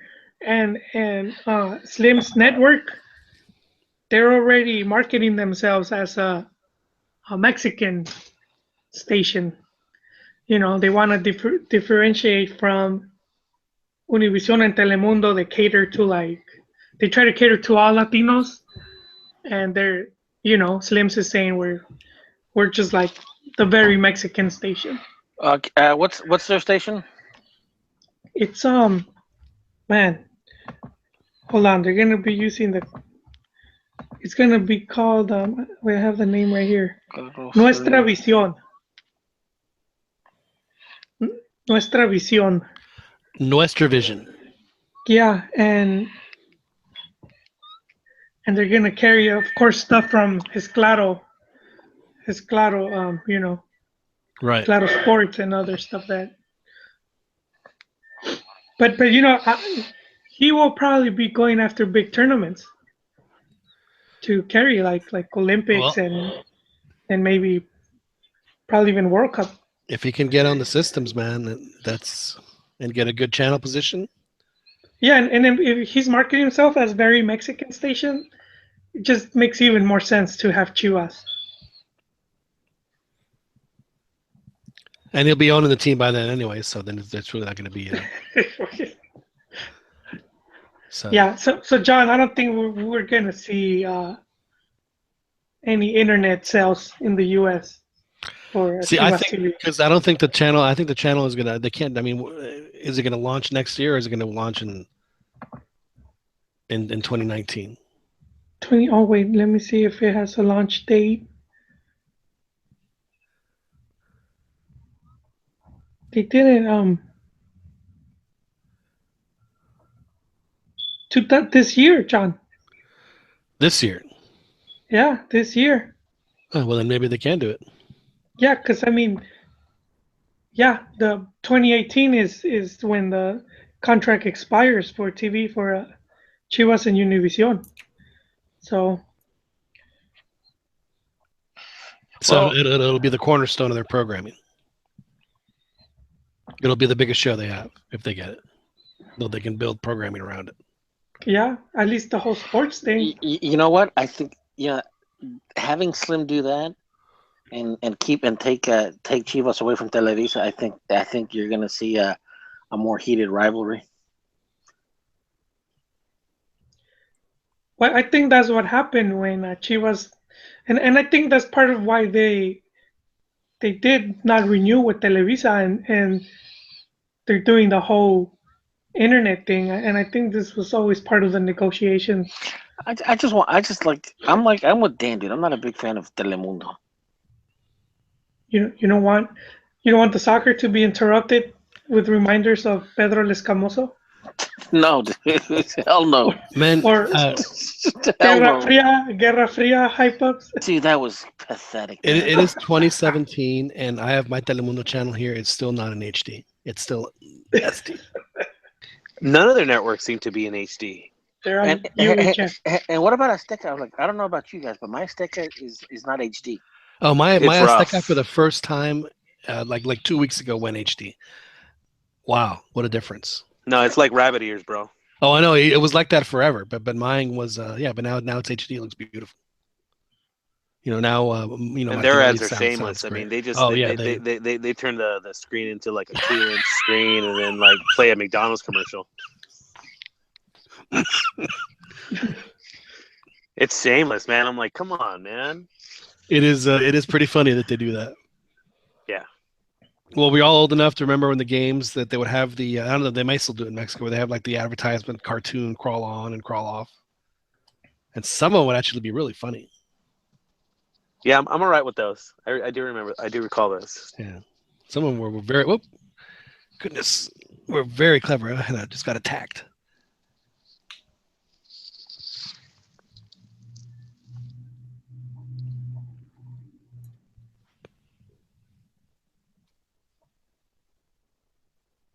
You really jarred something loose, Tiger. Well, gentlemen, when we have a nice, long, extended period of awkward silence, that's probably a good time to end the show. Yes. So, thank you guys for joining us. Joel, big game in Querétaro. Does Chivas win? You know what? Querétaro has always been good to Mati. Yeah. He's always managed to win. So I think we could get the 3 points. Yeah. So do you think if we get those 3 points, we'll have Juan join us next week? He most definitely will, and even Cambia Rayitas, Cambia Rayas Hijo. Cambia Rayas Hijo will also show up. Oh, that's true. That's he had a bad week. Although his Rayados, they got a big draw. In Cruz Azul, but his Mati lost. They're winning their Copa MX game right now, right? Against, or did they win 1-0? I think against who's that? Rayados. Monterrey. Yeah, they won 1-0. They beat Juarez 1-0. You're absolutely right. Well, you have a great week, Joel. Thank you for joining us. Thank you, sir. I'll just give you just a little taste for you guys. Just a little bit. Just a little bit to hold you over till the next time. Hey, what's up? What up, guys? Oh, Cambia Rayas. Vino Barrer. Just as we were gonna say goodnight, man. You caught us here at the end. We had like 30 seconds of awkward silence, so we figured it was a good time to end the show. So. Oh. Yeah, I apologize, guys. I just I'm taking a coaching course. The process is more complicated than it used to be in the past. It's a little harder. It wasn't Chivas TV? Your connection didn't go out? You know what it was, man? It's a webinar session. So I had to have like my headset, and I had to have a microphone. And Wait, Juan, how come you don't just go to Nicaragua? You know what? You know why, dude? Because I want to prove to myself. Get that Hugo Sanchez. Well, yeah, dude. I mean, I want something legitimate. I don't want, I don't want to just like. Hey, he got to coach Europe with Almeria, Hey, it was good enough to coach the selección, to coach Pumas, and in Spain, man. Hey, get fired. Honestly, as a coach, the coach that you are, does to taking any of those courses help you with anything? I mean, did you learn more on the field than you ever would in the classroom? You know what, John? What I've been learning is to organize myself. They structure their program. They're teaching you how to teach. They're not teaching you anything about the game. I mean, you still learn, I guess, if you see somebody. So you're learning the administrative side of it. I wouldn't say administrative. I would say just like more. It's like the first time. Like, I don't know if you guys know about what's that Cambridge notes, or I don't like a certain method of note taking. Cliff Notes. I used to love Cliff Notes. Well, not Cliff Notes. What is it called? Cambridge Notes template. So like you fold the paper in half. Oh, Cornell Notes. Sorry, Cornell Notes. The Cornell Notes method. You fold the paper. You draw a line down the middle, and if you put key points on the right, you put this. So, like, I mean, that's basically what I'm learning, is to organize a practice in the way they have now. It's just. Hey, Juan. That's not. I don't know what you're talking about. Did the small bus pick you up as a kid? Cornell, you don't know about Cornell Notes? No, what I'm asking is, did the small bus pick you up? So what you're saying is that you don't get it? You don't understand? You don't know what Cornell Notes is? Never mind. Do you have a course on excuses? Were you the one that would wait by every time when you were on the bus? So what would a course, would it be el arte de pretexto? That makes sense why he's an Americanista. The whole the yellow bus. Did you used to wear a helmet at school all day? Nah, dude. I have to work 3 times as hard because I only have players from X region. That's sometimes how I feel about this podcast. I have to work extra hard because I got 2 guys from California on the show, 3 guys from California sometimes. It's just. I'm messing with you, Juan. I'm messing with you, buddy. 3 Californians and 3 Texans. It's all right, Ronnie. Now I know why you hide your face, dude. I'm gonna hit up your taco truck, man. Watch. I'll be sogging you. But yeah, before Ronnie interrupted me, like I was saying, they just have a way of teaching, John. And I mean, I guess part of it is networking too. You meet people that are coaching as well. Right. You need to go to the Pachuca Expo. That's how Escargota got his job. Oh, that's true. That's true. The Pachuca Expo. I gotta sign up then. Yeah. So, but it's been a good course. I've learned how to organize myself a little better. I think that's one thing U.S. soccer has. I mean, but I think they suffer too much of echo chamber. Is that the right word? Yes. They're kind of, it's like, if it's not done their way, they kind of it's like pouring trying to mix water with oil. Like, it's just, there's a bad reaction. They don't mix. That's kind of what I see. Like, they want it done their way. And 8 years ago, when I took another course, they had a completely different way of teaching things. And so it's funny seeing them now, like, go back and correct themselves into a better method as far as they expect the coaches to teach. That's interesting that there's been such a complete change in how those things are done. Yeah, you know what, and you know what, I think maybe Jurgen had some influence, and I also remember that the MLS academies, I think they hired this was it this German company? To It was the evaluate Belgian company, the same one that evaluates the Bundesliga. and they also evaluated Belgium. Yeah, okay. So, because man, they've been doing phenomenally as far as development, right? They have a lot of exciting players. Maybe their team isn't at the stage that it should be, or having the success they should. But so I wonder if because you know they really restructured their license, their licenses. Like before, they just had a A through E license level, and now for the professional, they have 3 levels. They have I think they have a pro license, then they have a senior license. Is that like a brown belt and a blue belt and a black belt? Yeah. So yeah. Basically, so the black belt, they added they added degrees to it, you know. Right. And like a certain degree lets you work with youth, another degree lets you work with you know, pros, and they're being picky about which people take the pro course. They're being elitist, you could say. Like you got to be working in a professional environment. Well, they want you to make it your full-time job. Yeah, exactly. So it's interesting. You know what though? They still give out orange wedges, dude, and even in the courses, man. Oh. Well, I mean, you would expect nothing less. So like after about 45 minutes, do y'all have the wedge break? And participation certificates too. What about the Boeing and the plastic bags? The what? Oh man, I used to love, Ron. I don't know. Do you ever have the fruitsies? Do you ever drink those? Yeah. It's the drink in the plastic bag. Right, Boeing. Oh, the high seas, yeah. Yeah. I think they. You know what, they have they spend like 20 hours discovering that. Hey Ronnie, did you ever, they used to serve the Boeing came in at like a triangle package? You know what I'm talking about? Yes, I remember.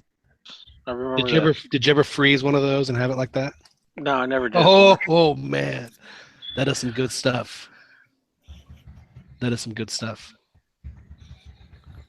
Well, Ronnie, thank you very much for joining us. I just saw a crawl, Ronnie, and I had like the standings of LigaMX. And I got to tell you, I was a little freaked out to see America 18 with 0 points, but it doesn't look good. But you think everything's going to be okay? I think so. I think so. All right. Well, hopefully, I think you're probably right. But just so you know, La Volpe's bags are packed. They're ready to go. The minute see, he's been fired so much that he knows that it could happen at any moment. Wait, is he quitting? He threatens to quit after every loss. John, I'm gonna remind the listeners and our panelists. La Volpe had said if he did not win any of the 3 campeonatos he was disputing, he was going to be the first to quit. And he didn't win any of those 3, did he? Did he? Quit? Yeah, he did.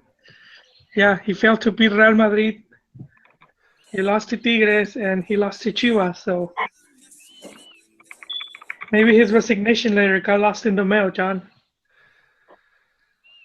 Well, he's at the ready. So it's kind of surprising. He's got he's like a pregnant woman. The couple that's expecting the baby. They got the suitcase in the hall. He's ready to go. It could happen at any time. So they'll be fine. But Ronnie's right though. By the 10th week, if they're not within striking distance, then yeah, probably something needs to happen. But that would be calamitous, and it's just not going to happen. So sorry, all you haters out there. It's not going to happen for America, at least not this particular season. Dan, you still with us?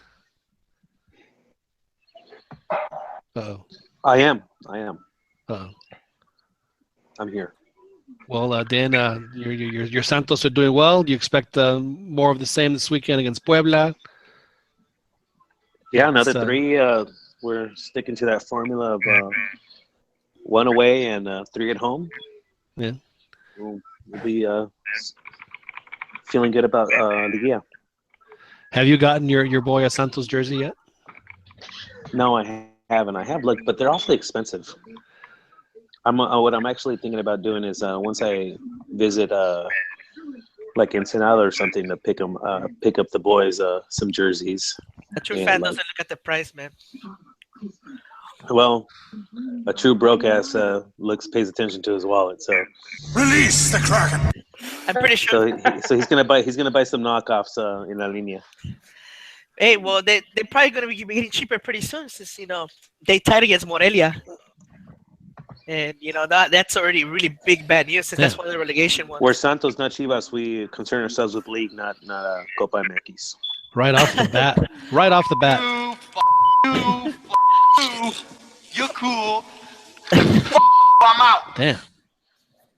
Yeah, just as we're wrapping up the show, man, you come on and you start throwing daggers. Fernando Regino joins us from Phoenix. Good morning. He tries. Hey, how you guys doing? I'm doing well. Walks in starts setting the room on fire. Hey, Bernardo, Morelia's actually above Monterrey in the table right now. I think you might want to double check your stats. I think Joel is right. They're in 6th to Monterrey 7th. Well, I thought they were in the relegation battle. I thought maybe I got them. That doesn't matter. Hey, that doesn't matter. You could be. Chivas was in the relegation battle, and they were playing semifinals. Wait, you're crazy, man. Morelia's in the bottom. I'm talking about the regular table, the regular season table. Oh, okay. What matters right now is since Santos is in relegation battle. Santos is nowhere near the relegation battle. Pay attention, man. Come on, dude. I think Pern is coming to us with alternative facts. I'm pretty sure you're Santos is like 12th. They're nowhere near it. They're like 15 points clear. They're at least 14, 14, 15 points. Dan checks it every day, like on the hour, and make sure anything hasn't changed. Exactly. So, I understand. Dan, is that the real reason you're checking it? You can be honest with this. Do you look up a couple of rows, just to see what's going on? All it takes is a few wins and several losses for Santos to be at the bottom. but I've explained this many times, Fernando, is that Santos had one bad season, and it wasn't like a terrible bad season. They won't even have to worry unless they have like another one where they like drop 10 points. It's just not going to affect them. We were talking about teams that haven't lost. It's actually Morelia, Monterrey, and Santos that have not lost a match. I'm not surprised. Monterrey is doing pretty well. Monterrey hasn't won a match either, I don't think. They are 2 ties. I think they won. Yeah. They won 1 and they've tied 2. Yeah. Same as Santos, same as Morelia. They're tied on points. It's all just goal differential. Well, America has 0 points. What do you think about that, Rory? I thought we were going. I thought the show was over. Yeah, so we're winding down. We had a last second guess. It's a last minute troll. Call. Last minute troll. Right. He's the last call for alcohol. That's right. I'm not surprised that Ronnie's like, oh, can we turn the show off now? My advice to you: start drinking heavily. Yes, but we were in the process of wrapping up the show, and Fernando, you're catching us at the end, man. But hopefully for your sake, your Rayados will keep playing. We'll keep it up. We'll keep the consistency going. Well, they're in the Liguilla zone, so let's just hope they keep it up. Well, I mean, it's getting very dramatic. There's only 14 weeks left, so it's Yeah, I know. Let's make sure. But we're very happy that you joined us, even though you did join us here at the end. Cambia Rayas, are you listening or are you watching your webinar? No, dude, I'm done with the webinar, and you know what? You didn't let me finish telling you guys that I passed. Well, dude, mean, you did go for like 15 minutes before. Are you sure you did get it all in? What? Go ahead. What? No, that was it, dude. I was just saying that so far I'm passing with flying colors. I think Hugo Sanchez might have trouble passing this class, man. I'm gonna guess probably not. Session, you gotta actually. Maybe the Nicaragua one was tough. Yeah, I mean your name's not good enough, Well, I guess what I'm trying to ask is like, I mean, is it like a FIFA requirement that you have to have a quote unquote coaching license to coach?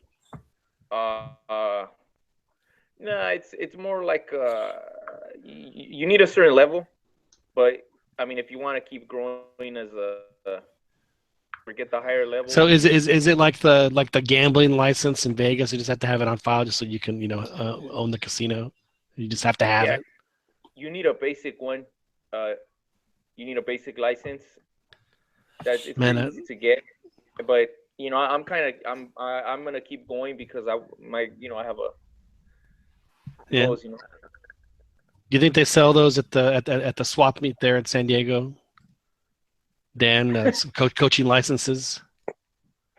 No, well, you know what? Actually, I was thinking about asking Dano if I could, stay and take the, in Tijuana. There's the Cholo school. The what's that called? The FMF has a school in Tijuana that Cholos hosts to take the director técnico course. I've never understood why Cholos doesn't play at least one game a year in San Diego. Aren't they about to? Well, that's something. I don't know if. Yeah, probably, maybe, possibly, but I don't know. I don't know about them playing in San Diego. I mean, I don't see the point. I mean, I think anybody that wants to see him in San Diego would be more than happy just to go. Yeah, just to go across the border. I mean, you can walk across, take a cab to the stadium. It's not hard to. I mean, if you don't want to go drive and deal with traffic, it's not that hard to just take a cab to the stadium. For now. Yeah. For now. You know what? I tried to walk across the border one time, the last time. Was it because it was so crowded?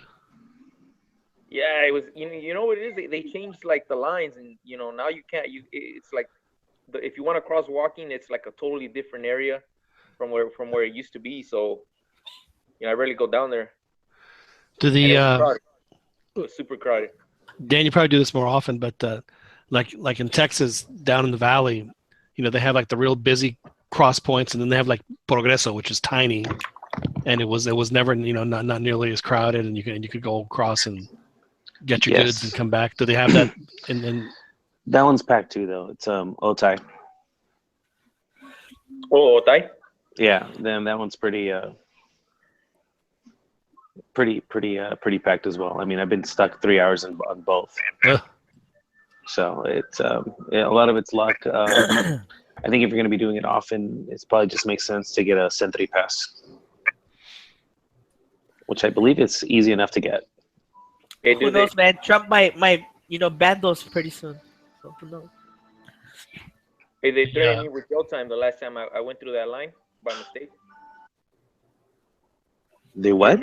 You ever been on the Sentry line and you don't have a Sentry card? Sentry pass? No, I didn't make that mistake. Did you get a good beating? Dude, man, they make you wait in the second revision for 5 hours, 4 hours, dude. Yeah, sometimes I go through the. They're like, we're not gonna let you claim accident and let you in sooner than everybody else. We're gonna make you wait even longer. Yep. Wow. Even if it was an honest mistake. Apparently. Yeah. Because I told him, look, dude, I got in the wrong line.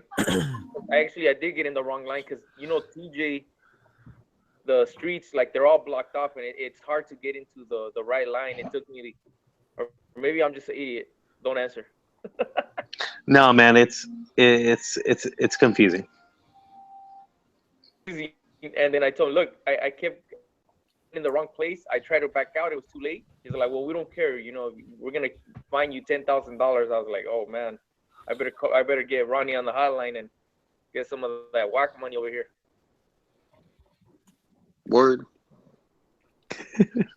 That's it takes me like 20 minutes to cross the Progreso. So yeah, well, sometimes if you do have the pass, it's 15 minutes. I hear. Wow, that is a little different. Yeah. So yeah, definitely. Like I said, if you're gonna be a regular and you qualify, that's the way to go. For the rest of us, 3 hour wait. On a bad day, that's usually the most I've ever waited. On a good day, an hour. How do you qualify, Dan? You know what? I don't really know. I'm not quite sure. Is it like the Peter Griffin airport security check? No, I'm unfamiliar with that one. I think they have those in the valley too. I mean, just because people cross, they cross back and forth all day long, so it. Yeah, you have to be able to meet some kind of criteria. I'm not sure. Back to laughing. Pinche Ron. Well, Beto, we're wrapping up here. You staying for the rest of the week in Milwaukee? Have you had any of the sample the local cuisine? I had some of their barbecue, and it was all right. But we need to try some cheese. Cheese is like the main thing down here. You gotta try some bratwursts while you're up there too. You can dip them in your beer and bratwurst. It's good stuff up there. Yeah. Is there snow on the ground, even though it snowed like 6 weeks ago? Yeah, there's snow. Oof. It'll turn into slush. It's not too cold though. Well, that's good. I'm out of town this weekend, and I'm going up north, and it's always it's like you're at the mercy of the weather. So hopefully it won't be too bad. Yeah. We'll be taking the family tubing soon over on our local mountains. So really? That should be fun. Yeah, we got loads of snow. So that's right. So is y'all's drought? Is it officially over yet, or? No, not in my neck. My neck, we're still in a severe drought. Most of our reservoirs are still under 50%. Hopefully those will get filled up. But where the water needs to be, it's all good over there. So I think they might even lift all the watering restrictions. So yeah, I think for the most part the drought is over for us. That's good to hear. Chiquis, which one of the gatos are you going to watch this weekend? Are you going to watch all your gatos or just Pumas? Let's see.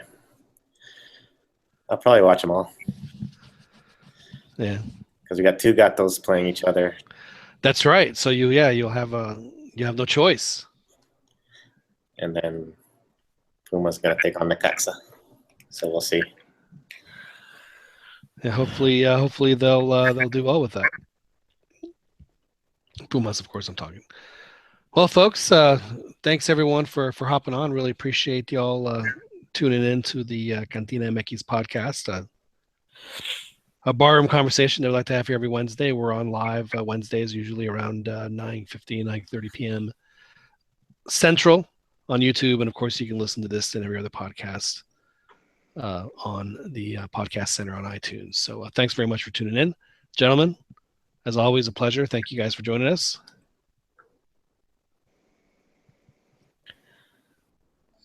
Good night, guys.